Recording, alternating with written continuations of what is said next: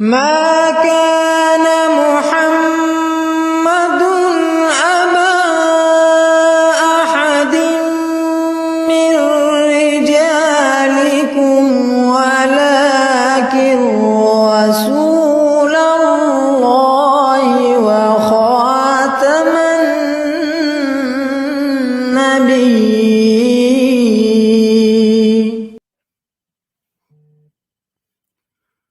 اعوذ باللہ من الشیطان الرجیم، بسم اللہ الرحمن الرحیم۔ گزشتہ دنوں ایک لیک آڈیو کے تناظر میں ایک خاص شرعی مسئلہ کو بہت ہوا دی گئی ہے اور مخالفین کی طرف سے ایک طوفان بدتمیزی برپا کر دیا گیا، اور شور اس بات پر ڈالا جا رہا ہے کہ زنا بالجبر کا جو الزام ہے، اگر کوئی عورت کسی پر لگائے تو الزام لگانے والے سے یا الزام لگانے والی خاتون سے گواہوں کا تقاضا یا مطالبہ کرنا غیر اسلامی یا غیر شرعی بات ہے، جبکہ وہ موقف جو حقیقت پر مبنی نظر آتا ہے وہ یہی ہے کہ اگر کسی شخص پر ریپ کا الزام لگایا جائے، زنا بالجبر کا الزام لگایا جائے، تو اس کو ثابت کرنے کے لیے یا تو گواہوں کی ضرورت ہوگی یا ایسے قطعی ثبوت اور شواہد میسر آنے چاہیے کہ جن کی بنا پر یہ ثابت ہو جائے کہ یہ شخص مجرم ہے، ورنہ محض الزام لگانے سے کوئی شخص مجرم ثابت نہیں ہو جائے گا۔ قرآن و سنت سے بھی ہمیں یہی رہنمائی ملتی ہے اور عقل سلیم بھی اسی کی تائید کرتی ہے۔ اس ضمن میں دوسرے مکاتب فکر کے علماء کیا موقف رکھتے ہیں، ان کی کیا رائے ہے، یہ آج خاکسار آپ کے سامنے واضح کرنا چاہتا ہے۔ دیکھیے، میں سب سے پہلے آپ کی خدمت میں ایک بہت مشہور ویب سائٹ islamqa.info کا حوالہ پیش کرنا چاہتا ہوں، اور یہ عربی جو زبان بولنے والے ممالک ہیں ان میں یہ ویب سائٹ جو ہے یہ بڑی مشہور ہے۔ آپ دیکھ سکتے ہیں میری اسکرین پہ اس کا پورا ویب ایڈریس اور سب کچھ نظر آ رہا ہے، اور یہ جتنے بھی ویب ایڈریسز ہیں یہ ہم آپ اس ہمارا جو پروگرام ہے اس میں ہم باقاعدہ پرووائڈ بھی کریں گے۔ اب دیکھیں یہ سوال کیا پوچھا جا رہا ہے، what is the ruling on rape? What is the ruling on rape? What is the punishment of the rapist? The problem is that the woman is always seen as the guilty party. The accusation made by non-Muslim is that the man's word is always given precedence and there is no way for the woman to prove that he was raped, and hence the man gets away with his action. How can we prove that the man or woman is guilty and if she was raped or committed fornication willingly? اس کے جواب میں جو سب سے پہلی بات انہوں نے کی ہے وہ یہ ہے، rape is essentially zina, fornication or adultery, and is proven in the same way as zina is proven, which is with 4 witnesses. The punishment is 100 lashes if the man was a virgin and stoning if he was previously married. But the main thing which I want to bring into your notice is you require 4 witnesses. آپ کو 4 گواہ درکار ہیں۔ اس کے بعد وہ آگے جا کر کہتے ہیں کہ اگر ہم عورتوں کی طرف سے اٹھائے جانے والے ہر الزام کو فوراً مان لیں تو جیلیں جو ہیں وہ مردوں سے بھر جائیں گی، اس لیے اگر 4 گواہوں کی شرعی حد جاری ہوگی اور اگر ایسی صورت نہیں ہے اور قطعی ثبوت مل جائے تو عدالت کوئی اور سزا دے سکتی ہے۔ یہ بات آپ اس ویب سائٹ کا ہم نے پورا ریفرنس دے دیا ہے، وہاں جا کر خود ملاحظہ کر سکتے ہیں۔ اس کے بعد ایک اور ویب سائٹ ہے اور یہ سلفیوں کی مشہور ویب سائٹ ہے، اس پر جو فتویٰ موجود ہے وہ بھی آپ ملاحظہ کیجئے. اب یہاں وہی سوال, I have read in a fatwa that the punishment for a rapist is stoning to death if he is a Muslim currently or previously married, and lashing if he is not Muslim. Should there be four witnesses? Should there be four witnesses for rape, as is the case with zina, fornication, especially given that this factor is usually absent in rape crimes, which means that the raped girl could never prove that she has been raped. اب اس کا جواب جو ہے وہ آپ ملاحظہ کیجیے, اور یہاں وہ بڑا واضح سوال پوچھ رہے ہیں کہ کیا اس صورتحال میں بھی 4 گواہ جو ہیں موقع کے وہ درکار ہیں.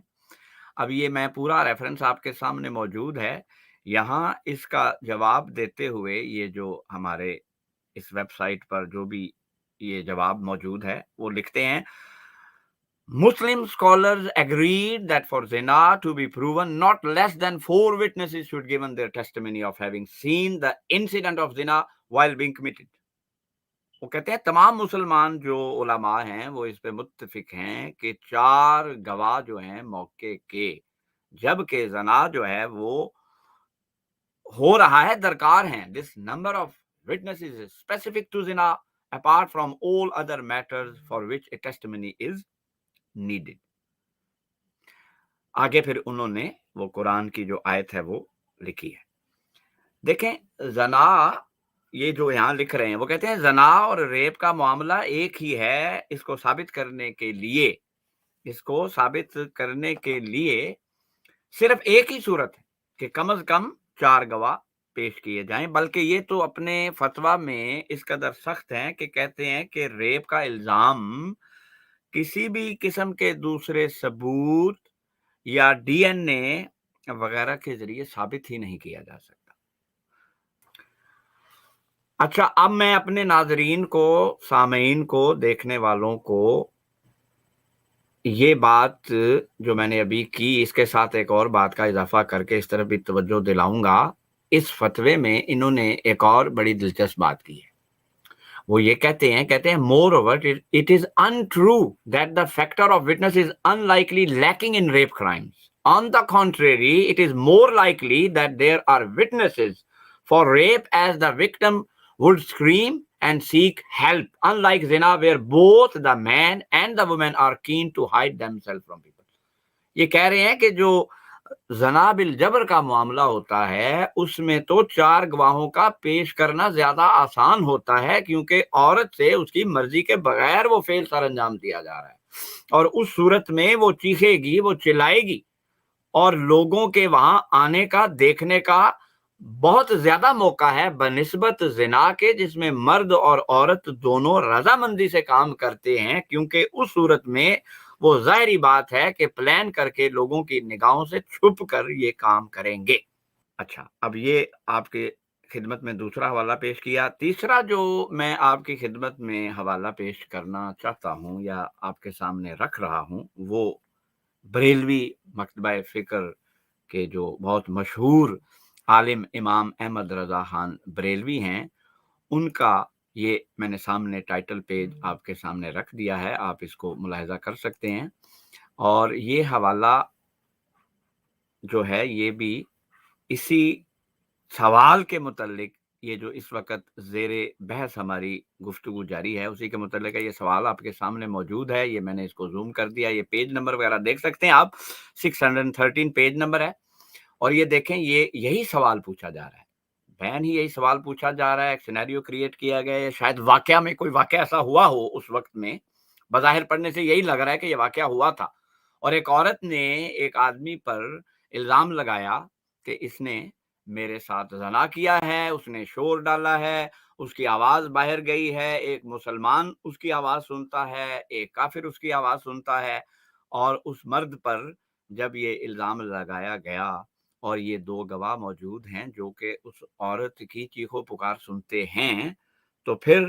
اس کے ساتھ کیا سلوک کیا جائے. اور یہ جواب جو ہے یہ میں آپ کے سامنے رکھ رہا ہوں, یہ امام احمد رضا خان بریلوی صاحب جو ہیں اس کا کیا جواب دے رہے ہیں. وہ کہتے ہیں اس عورت کا قول ہرگز قابل اعتبار نہیں ہے, بلکہ ہر مسلمان پر فرض ہے کہ اسے جھوٹ اور بہتان سمجھے اور مسلمان کے ساتھ نیک گمان کرے۔ جو لوگ اس بارے میں زن مذکورہ کو سچا جانیں گے وہ بھی سخت گنہگار ہوں گے اور اس مرد کے حق میں گرفتار ہوں گے۔ اب یہ جو لوگ شور ڈال رہے ہیں، میں اس پہ کوئی رائے دہی نہیں کرتا، اس حوالے کو خود پڑھیں اور اس کے بعد ان کے مطابق جو ان پر الزام لگتا ہے اس پہ ذرا توجہ کریں۔ پھر وہ کہتے ہیں کہ یہ جو گواہ ہے نا، یہ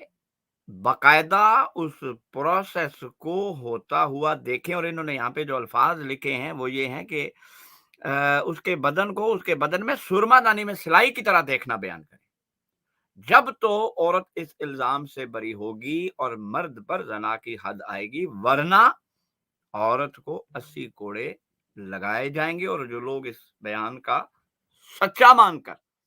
مرد پر یہ تہمت کریں گے وہ بھی 80 کوڑے کھائیں گے۔ یہ سب حکم خود قرآن مجید میں مذکور ہے۔ اب دیکھیں، وہ تمام بریلوی حضرات جو گزشتہ 10 دن سے یا اس سے بھی زیادہ عرصے سے اس مسئلہ پر جماعت احمدیہ کو گالیاں دے رہے ہیں، ان سے درخواست ہے کہ وہ اسی طرز کا ایک لائیو پروگرام اپنے بانی کی شان میں بھی کر دیں۔ میں معذرت کروں گا، یہ جملے شاید لوگوں کو بڑے چبھیں، لیکن امر واقعہ یہ ہے کہ آپ ہمیں مجبور کرتے ہیں کہ ہم الزامی جواب کے طور پر پھر آپ کو بھی آئینہ دکھائیں۔ اور دیکھیں، جو لوگ اس معاملے میں شور ڈال رہے ہیں، اس فتوے کی نگاہ میں تو آج کے بعد ان کی گواہی بھی قبول نہ ہوگی۔ اچھا، اس کے بعد خاکسار آپ کی خدمت میں ایک اور حوالہ جو ہے وہ پیش کرے گا، اور وہ جو ہمارے دیوبند سلسلہ دیوبندی ہیں، دیوبند حضرات کے جو لوگ ہیں، فرقے سے تعلق رکھنے والے، ان کی یہ ویب سائٹ ہے، یہ بھی دوست دیکھ سکتے ہیں، ملاحظہ کر سکتے ہیں۔ اور یہاں پہ یہ دیکھیں، وہی سوال ہے، وہ کہتے ہیں کیا زنا بالجبر کی سزا کے لیے بھی 4 عینی شاہدین کی ضرورت ہوتی ہے؟ اور جواب ہے، زنا بالجبر کی صورت میں بھی ثبوت کے لیے 4 گواہوں یا اقرار کا ہونا ضروری ہے۔ یہ بات میں ہائی لائٹ کر رہا ہوں بار بار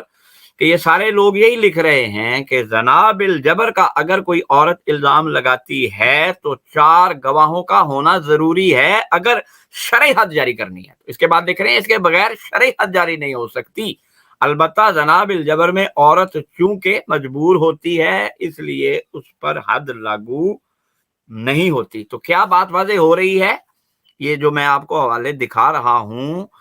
اس میں یہ بات بڑی واضح ہو کر سامنے آ رہی ہے کہ زنا بالجبر کا اگر الزام لگایا جاتا ہے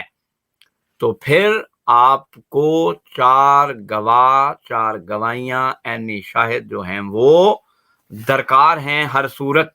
اور اگر وہ 4 گواہیاں موجود نہیں اور کوئی عورت الزام لگاتی ہے تو ان لوگوں کو جو اس مرد پر اعتراض کرتے ہیں ان کو بھی کوڑے لگائیں، اور اس عورت کو بھی پھر آپ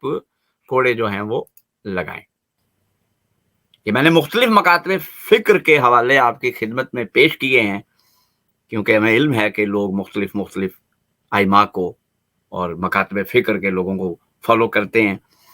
تو اس لیے میں نے کوشش کی کہ میں زیادہ جو مشہور فرقے ہیں ان کے علماء کے حوالے جو ہیں یہاں آپ کی خدمت میں پیش کروں۔ اب یہ ایک ویڈیو ہے اور میں آپ سے درخواست کروں گا کہ اس ویڈیو کو بھی آپ کلپ کو ملاحظہ کریں اور دیکھیں، وہی بات جو میں آپ کی خدمت میں پیش کر رہا ہوں وہ اس ویڈیو کلپ میں بھی کتنی واضح ہو کر آپ کے سامنے آئے گی۔ اسلام کا مجموعی مفاد جو بیان کرتا ہے اسلام وہ یہ ہے کہ معاشرے سے اس برائی کو جڑ سے اکھاڑ کر پھینک دیا جائے، اور کہ کوئی ایسا بےہودہ آدمی نہیں ہو سکتا، نہ اتنا گیا گزرا کوئی انسان ہو سکتا ہے کہ اپنے اس جرم یا اس حوالے سے 4 گواہ دنیا کو پیش کر دے۔ وہ تو 20 سال پر چوراہے پر ہی کوئی آدمی کام کرے گا تو 4 گواہ ملیں گے۔ اس لیے وہ اسلام نے اس کو ڈسکریج کیا ہے، اور حد تک ڈسکریج کیا ہے کہ یہ بات کوٹ ہی نہ ہونے پائے۔ اس اعتبار سے اگر آپ دیکھیں تو اگر یہ جرم کہیں ہو جائے تو مرد کو بھی اور خواتین کو بھی اس سے گریز کرنا چاہیے کہ وہ یعنی چارگاہ تو نہیں ہے نا،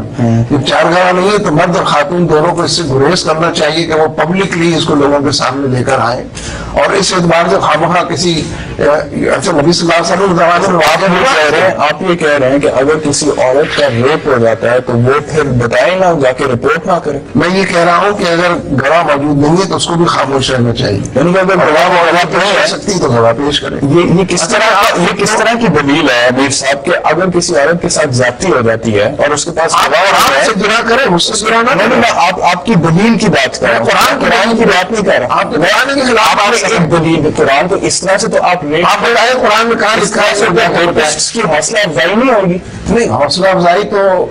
اس کی ہوگی جب وہ پبلکلی برسر عام تمام چیزوں کو پیش کی جائے گا تو حوصلہ افزائی ہوگی۔ ایک عورت کو اکیلا پا کر ایک شخص اس کے ساتھ زیادتی کرتا ہے، اسے پتا ہے کہ یہاں پہ کوئی گواہ نہیں ہے اور اسے پتا ہے میں نکل جاؤں گا، عورت رپورٹ نہیں کرے گی۔ جو دلیل آپ دے رہے ہیں، جو آرگومنٹ آپ دے رہے ہیں، دلیل کو جسٹیفائی کیسے کر سکتے ہیں جو آپ لیکن مسئلہ دلیل کو میں تو قرآن و سنت کی بات کر رہا ہوں، آپ قرآن و سنت کے خلاف بات کرنے کی کوشش کر رہے ہیں تو اس کو ڈسکس۔ اب آپ مجھ سے فتویٰ لگا رہے ہیں،